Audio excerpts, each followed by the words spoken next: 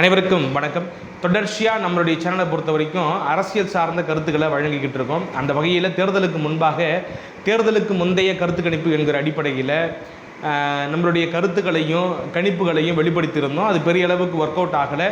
நான் மட்டும் கிடையாது, தமிழகம் முழுக்க இருக்கக்கூடிய பல்வேறு மெயின் ஸ்ட்ரீம் மீடியாக்கள் வெளிப்படுத்திய அந்த கணிப்புகள் எல்லாம் பொய்த்து போச்சு. டோட்டலாக அது ஒரு டிஃப்ரெண்ட் பால் கேமாக இருந்தது இந்த எலெக்ஷனை பொறுத்த வரைக்கும். அதுக்கான காரணங்களை நம்ம பின்னாடி பார்ப்போம். அதுக்கு முன்னாடி நம்ம என்ன மாதிரியான நடைமுறையை பின்பற்றணும் அந்த கருத்து கணிப்புகளை சொல்கிறதுக்கு அப்படின்னு பார்த்தீங்கன்னாக்கா, இந்த மெயின் ஸ்ட்ரீம் மீடியாக்களில் ஃபாலோ பண்ணக்கூடிய எதையுமே நம்ம ஃபாலோ பண்ணல. சாம்பிள்ஸ் தான் பெருசாக எடுக்கலை. அவங்களாம் நிறைய பொருளாதாரம் வச்சுருப்பாங்க. அதனால் அதையெல்லாம் எடுத்து ஓரளவுக்கு அப்படி கால்குலேட் பண்ணி உங்களுக்கு ரிசல்ட்டை சொல்லுவாங்க, அந்த கணிப்புகளை வெளிப்படுத்துவாங்க. நம்ம நமக்கு கிடைக்கக்கூடிய தகவல்கள், குறிப்பிட்ட தொகுதியில் இருக்கக்கூடிய நம்மளுடைய ஆட்கள் இருப்பாங்க தெரியுமா, நண்பர்கள் இருப்பாங்க, இல்லை ரிப்போர்ட்டர்ஸ் இருப்பாங்க, அவங்கக்கிட்ட இருந்து கிரவுண்டை பற்றி தெரிஞ்சுக்கிட்டு அதிலிருந்து சில கருத்துக்களை உங்கள்கிட்ட வெளிப்படுத்தணும். அதே போல் ஓவராலாக தமிழ்நாட்டில் என்ன மாதிரியான சூழல் இருக்குது, யார் ஜெயிப்பதற்கான வாய்ப்புகள் இருக்குது அப்படிங்கிறத முடிஞ்ச அளவுக்கு ஜெனியூனாக சொல்கிறதுக்கான முயற்சிகளை எடுத்தோம். ஆனால் ஏன் இந்த கருத்து கணிப்புகள்லாம் ஒட்டுமொத்தமாக பொய்த்து போச்சுனாக்கா, விஜய்ங்கிற ஃபேக்டர் எந்த நேரத்தில் பெரிய அளவுக்கு ப்ளே பண்ணியிருக்குனாக்கா, அந்த ஓட்டு போட போகிற அந்த நேரத்தில் பெருசாக ஒர்க் அவுட் ஆகிருக்கு. இந்த சைலன்ஸ் ஆர்ன்னு சொல்லுவாங்க. தேர்தலுக்கு முன்னாடி அந்த பிரச்சாரம்லாம் முடிஞ்சதுக்கப்புறம் ஓட்டு போடுற அந்த நாள் இருக்குல்ல, அதுக்கு இடைப்பட்ட அந்த காலம் இருக்குல்ல, அந்த நேரத்தில் பெரிய அளவுக்கு மக்கள் மனசில் ஒரு மாற்றம் ஏற்பட்டிருக்கு. என்ன மாற்றம்னாக்கா, தொடர்ச்சியாக 2 திராவிட கட்சிகளுக்கு மாறி மாறி வாக்களிச்சுக்கிட்டு இருக்கிறோம். ஒரு அயற்சி ஏற்பட்டுடுச்சு. ஏற்கனவே மாற்றங்கிற புள்ளிகளை நிறைய பேருக்கு வாக்களிச்சிருக்கிறாங்க. அது விஜயகாந்துக்காக இருக்கட்டும், சீமானுக்காக இருக்கட்டும், இப்படியாக 3வது சக்தியாக வந்த பல பேரை அங்கீகரிச்சிருக்கிறாங்க. அது குறைந்த அளவுக்கு 8%, 10%, 6% அப்படி அங்கீகரிச்சிருக்கிறாங்க. அப்போ ஒரு பெரிய நடிகர் வரும்பொழுது ஏன் நம்ம ட்ரை பண்ணி பார்க்கக்கூடாது? அது மிகப்பெரிய அபத்தம் தான், அது தப்பு தான். அதை செஞ்சு பார்த்துட்டாங்க, முயற்சி பண்ணி பார்த்துட்டாங்க, இன்றைக்கி எல்லாரும் ஃபீல் பண்ணுறாங்க. இந்த 2 திராவிட கட்சிகளுடைய அடிப்படை என்ன, அவங்களுடைய தகுதி தராதரம் என்ன, ஒரு நடிகர் புதுசாக கட்சி ஆரம்பிக்கிறாருனாக்கா அவருடைய தகுதி தராதரம் என்ன, அவர் என்ன செஞ்சிட முடியும், இந்த 2 திராவிட கட்சிகளையும் தாண்டி எதையாவது சாதிச்சிட முடியுமா, இப்படி எதையுமே சிந்திக்காமல் இவங்க 2 பேரும் வேணாம் பிளைண்டாக இப்படி ஒரு சிந்தனை, அப்படி ஓட்டு போட்டவங்க கொஞ்சம் பேர். அப்புறம் விஜயினுடைய அந்த சோகால்டு திரைச்சலவை இருக்குது தெரியுமா, அந்த சினிமா செலவை இருக்குது தெரியுமா, சினிமாவை காட்டி அவங்கள மூளையை மழுங்கடித்து வைத்திருக்கக்கூடிய அந்த ரசிகர்கள் இருக்காங்க தெரியுமா, அவங்க எல்லாரும் ஓட்டு போடுறது ஒரு பக்கம். அவங்க என்ன சொன்னாலும் நம்புகிறாங்க, அவங்க என்ன வசனம் பேசினாலும் நம்பக்கூடிய ஒரு சூழலை ஏற்படுத்தி வச்சுருக்கிறாப்புல அவங்க ஒரு பக்கம். இப்படியாக நிறைய செக்டார்ஸ் வாக்களிச்சிருக்கிறாங்க. அதிருப்தியில் இருந்து சில பேர் விஜய்க்கு வாக்களித்தா என்ன, இப்படி வாக்குகள் விழுந்து ஒட்டுமொத்தமாக நம்முடைய கணிப்புகள்லாம் பொய்த்து போச்சு. ஆனால் இப்போ இந்த இடைத்தேர்தல் குறித்த பேசுபொருள் அதிகமாக மாறி இருக்குது. இடைத்தேர்தல் ஏன் வருதுங்கிறது உங்களுக்கு தெரியும். ஒட்டுமொத்தமாக ஜனநாயகத்தை குழிதோண்டி புதைக்கிற வகையில் எம்எல்ஏக்களை தன்வசப்படுத்தி கொண்டிருக்கிறார் விஜய். ஆசை வார்த்தைகளை காட்டி உங்களுக்கு நான் பதவிகளை கொடுக்குறேன், அதை கொடுக்குறேன், இதை கொடுக்குறேன்னு சொல்லி ஒவ்வொருத்தரையாக தன் பக்கம் இழுத்துக்கிட்டு இருக்காரு. குறிப்பாக அதிமுகவினுடைய எம்எல்ஏக்களை தங்கள் கூடாரத்தில் சேர்த்துக்கிட்டு இருக்கிறாங்க. இந்த மாதிரியான அவல சூழலில் இடைத்தேர்தல் வருவதற்கான வாய்ப்புகள் இருக்குது. கூடிய சீக்கிரம் அறிவிப்புகள் வரும். கோர்ட்டில் சில ஜட்ஜ்மெண்ட்லாம் இருந்தது. அதில் பார்த்தீங்கன்னாக்கா சில தொகுதிகளுக்கு நடைபெறாது தேர்தல் அப்படிங்கிற மாதிரிலாம் சொல்லப்படுது. ஆனால் கட்டாயம் 2 தொகுதிகளுக்கும் என்ன நடக்கும் அப்படிங்கிற மாதிரி இப்போ வரைக்கும். ஏன்னா இதுக்கப்புறமும் சில பேர் ராஜினாமா பண்ணுறதுக்கான வாய்ப்பு இருக்கும் இல்லையா. அந்த சூழலில் மதுராந்தகம் தொகுதிக்கு கட்டாயம் தேர்தல் நடக்கும் அப்படிங்கிற மாதிரி குறிப்பிடப்படுது. அந்த வகையில் மதுராந்தகத்தில் என்ன மாதிரியான சூழல் இருக்குது, அங்கே கள நிலவரம் என்னவா இருக்குது அப்படிங்கிறத பார்க்குறதுக்கான வீடியோ தான் இது. மதுராந்தகத்தில் யார் போட்டிக்கிட்டு வெற்றி பெற்றதுனாக்கா அவங்க எல்லாருக்கும் தெரியும், மரகதம் குமரவேல். அந்த மரகதம் குமரவேல் பார்த்தீங்கன்னாக்கா டிவிகேல போய் ஜாயின் பண்ணிட்டாங்க. அதிமுகவில் எம்எல்ஏ பதவியை ரிசைன் பண்ணிவிட்டு அதிமுகவிலேருந்து வெளியேறி டிவிகேல போய் ஜாயின் பண்ணிருக்கிறாங்க. இது அந்த மக்களுக்கு செய்திருக்கக்கூடிய அப்பட்டமான துரோகம். அந்த மக்கள் ஓட்டு போட்டு அவங்களுடைய ஆள்காட்டி விரலில் இருக்கக்கூடிய அந்த மை ஈரம் காய்வதற்குள்ளாக பணத்தாசை பிடித்து கொண்டு, பதவி ஆசை பிடித்து கொண்டு தங்களுடைய சொத்துக்களை காப்பாற்றிக் கொள்வதற்காக ஆளுங்கட்சியை நோக்கி ஓடி இருக்கக்கூடிய ஒரு அற்பமாக தான் அந்த அம்மாவை நான் பார்க்குறேன். ஏன் அற்பம்னு சொல்கிறேன்னாக்கா, அந்த அம்மாவெல்லாம் எங்கேருந்து வளர்த்தெடுத்துருக்குது அதிமுகங்கிறது ஏதோ ஒரு அம்மையார் சொந்தமானது கிடையாது, இல்லை எம்ஜிஆருக்கு சொந்தமானது கிடையாது. அது தொண்டர்களுக்கு சொந்தமானது. தொண்டர்களினுடைய வியர்வையில் அவங்க ரத்தத்தை வியர்வையாக சிந்தி, ஏன் ரத்தமே சிந்தி பல்வேறு காலகட்டங்களில் அடக்குமுறைகளுக்கு ஆளாகி சிறையில் அடைக்கப்பட்டு சிறைச்சாலையில் பல பல பேர் தங்களுடைய நாட்களை கழித்து இப்படியாக உருவாக்கப்பட்ட கட்டி எழுப்பப்பட்ட இயக்கம் தான் அதிமுக. அந்த அதிமுக உயிர்ப்போடு இருக்கணுங்கிறதுக்காக அதிமுக தொண்டை அரும்பாடுபடுறான். அப்படி அவன் வேலை பார்த்து ஒரு ஆளை ஜெயிக்க வைக்கிறான். அந்த அம்மா வந்துட்டு தன்னுடைய சுயநலத்துக்காக இன்னொரு கட்சிக்கு ஓடி போகுதுன்னும் போது அது உள்ளபடியே அந்த தொண்டர்களை ரணமாக்கி இருக்கும் அப்படிங்கிறதுல மாற்றுக்கிறது கிடையாது.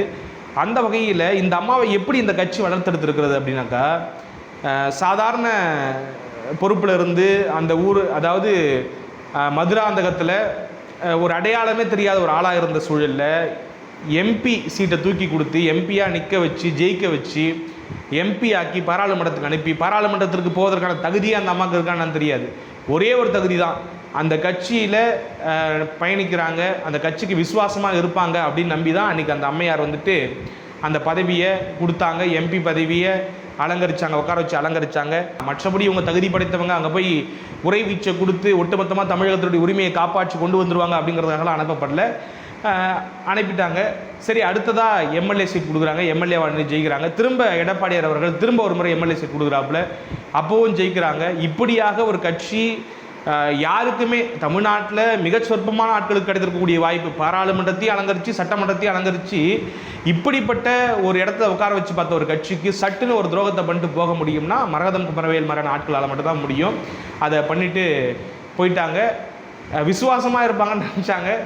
அது கடைசியில் என்னதான் இருந்தாலும் மனிதனுடைய புத்தி வெளிப்பட்டு தானே ஆகணும். ஒரு காலகட்டத்தில் போயிட்டாங்க இல்லையா. இப்போ அங்கே இடைத்தேர்தல் நடந்தால் ஒருவேளை அவங்களுக்கு சீட் கொடுக்கப்பட்டால் அதிமுக தொண்டர்கள் கண்டிப்பாக வெறிகொண்டு வேலை செய்வாங்க அப்படிங்கிறத நான் எதிர்பார்க்குறேன்.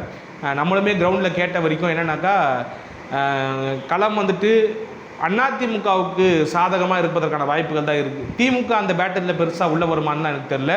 மேபி அந்த பேட்டலுங்கிறது தாவேக்காவுக்கும் அதிமுகவுக்குமா இருக்கலாம், திமுகவுக்கும் அதிமுகவுக்குமான மாறுறது கூட வாய்ப்பு இருக்குன்னா சொல்கிறாங்க. ஏன்னாக்கா தாவேக்காவினுடைய இந்த 2 மாத ஆட்சி லட்சணம் வந்துட்டு அந்தளவுக்கு படுமோசமாக இருப்பதா விமர்சனங்கள் வந்துக்கிட்டு இருக்குது.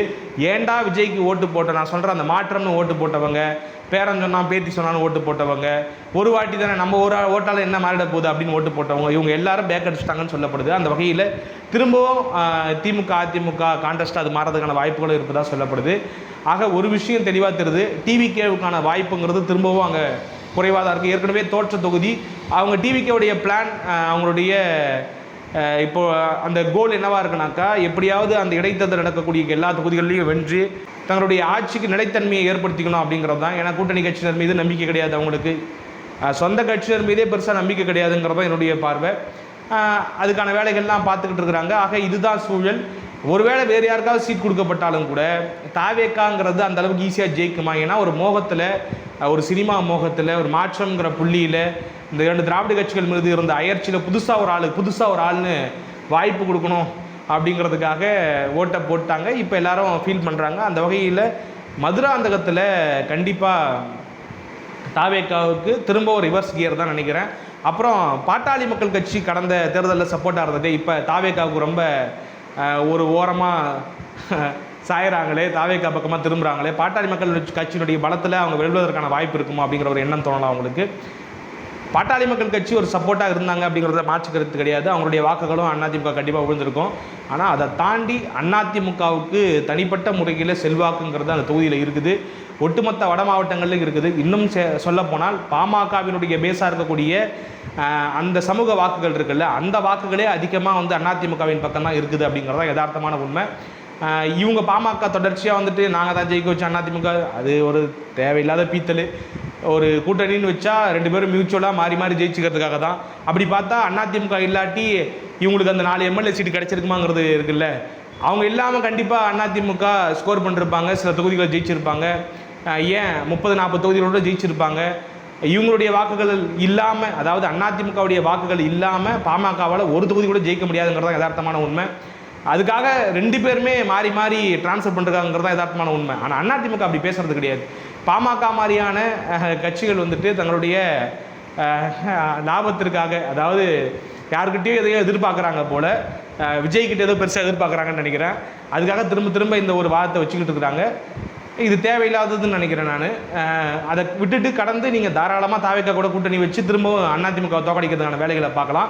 முடிந்து போன விஷயத்தை நாங்கள் தான் ஜெயிக்க வச்சோம், இதை பண்ணோம் அதை பண்ணோன்னு பீத்திக்கிறதுல 10 பைசாவுக்கு பிரயோஜனம் இல்லை அப்படிங்கிறது என்னுடைய பார்வை. ஆக மரகதம் குமரவேல் மீண்டும் எம்எல்ஏ ஆவது கஷ்டங்கிற மாதிரி தான் சொல்கிறாங்க. அப்படி நடந்தால் தான் அது அரசியலுக்கு ஆரோக்கியம்.